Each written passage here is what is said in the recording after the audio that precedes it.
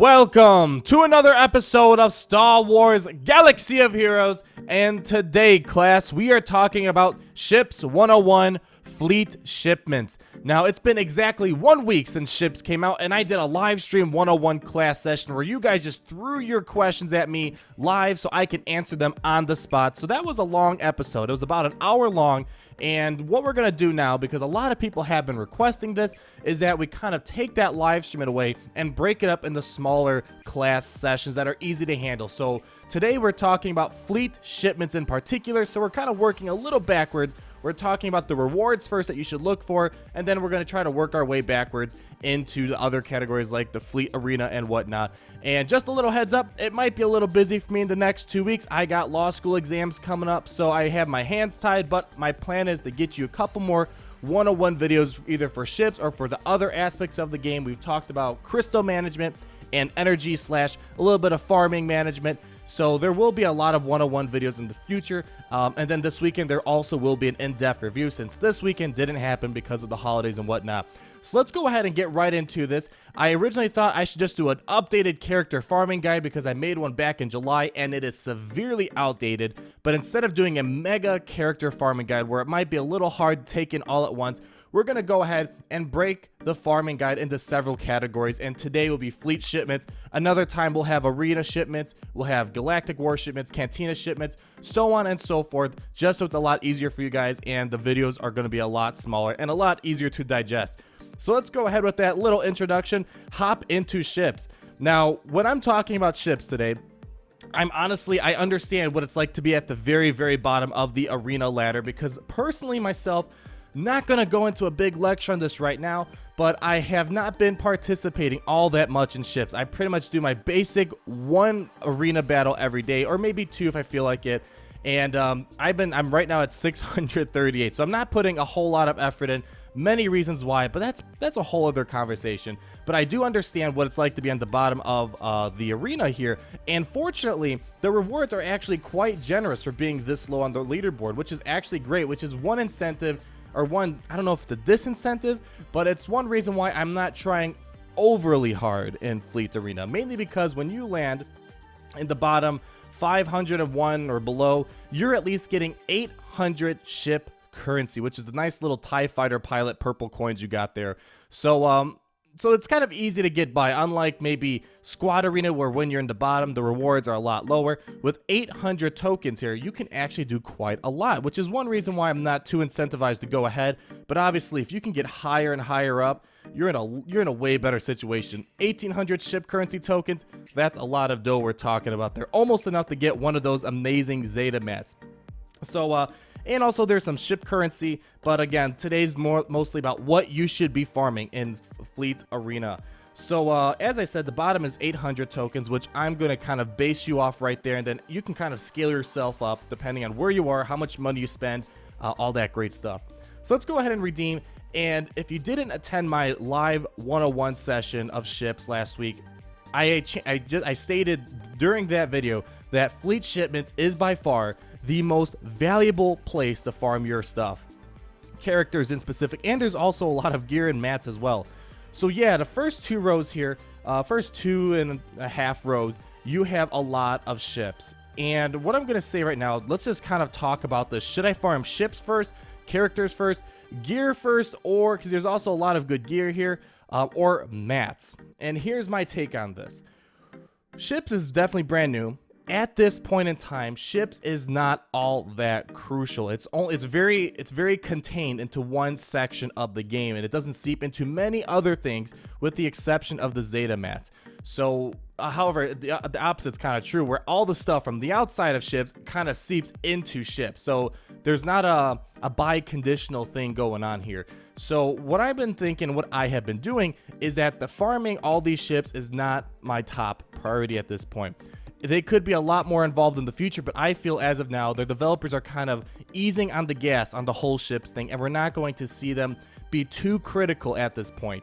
So my first thing is either farm your characters first, or farm, in particular, the Zeta mats first.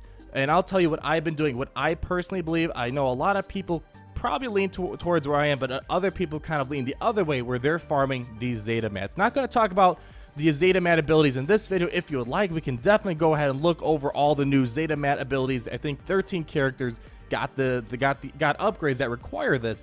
But as of now, I personally feel that farming characters is definitely the #1 priority, because you have pretty much all the premium characters with the exception of Baze, Shore Trooper, Chiro Imwe.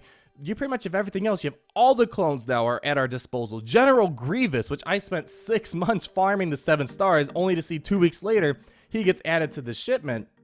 And we also have Darth Vader. So Darth Vader is no longer tied to achievements. He's also found in here. You can get 5 shards of him for 400 currency tokens. So who should you farm? If you're like me and you want to farm characters from here, I got this question a lot. And the immediate 2 things people ask for is, should I farm Rex or should I farm Sunfac? I did an in-depth review on Sunfac, and he is a grandmaster on my table. He's great. A counter attacker that dispels, huge health pool, huge protection pool, great character. So, and also Rex, I haven't done an in-depth review on him yet. I have plenty of gameplay. It's been so crazy with all these characters. He keeps falling off my list of characters to review, but he is also an amazing character. And I did mention this before. He is probably either the first or second best value character for people who spent a lot of money on this game back in the day, alongside Sunfac. So Rex is an amazing character. So who you should farm first? Personally, what I'm doing, let me go ahead and show you what I've been working on. I personally been working on Rex because, as you guys know, with the exception of General Grievous, because I farmed him the slow way through the free-to-play method, I don't have any of these other premium characters like Shore Trooper, Rex, you name it. I don't know. I can't read all these right now. Cody, Echo, Tusken Shaman, Sunfac, Zam Wessel, Geonosian Spy. Never bought on any of those guys. I'm not a Chromium pack guy, not an Erodium pack guy. I can't throw that much money on the game. So, but I am farming Rex right now, and I am super excited to get him locked. He is such an awesome character. I love the clones, particularly Rex. And as of now, I am 39 out of 80 shards. So I'm going for him first. He's very viable in Arena, very viable in the Rancor raid. Very awesome character in the Rancor raid. Possibly one of the best to get. He cleanses, he removes turn meter, all that amazing stuff. So personally, here's what I recommend for Fleet Shipments. Oops, not Arena. We don't want to see how bad I'm doing again. Personally, when it comes to the Fleet Shipments, my #1 priority that I recommend you guys do is either farm Sunfac or farm Rex.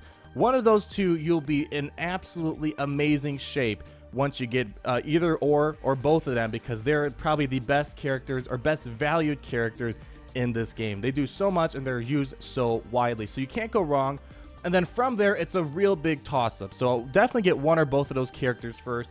And what you should do afterwards, it's kind of up in the air. If you want to know what I'm doing, I'm going ahead and farming all of the clones. I love it. The clones are just so awesome in this game.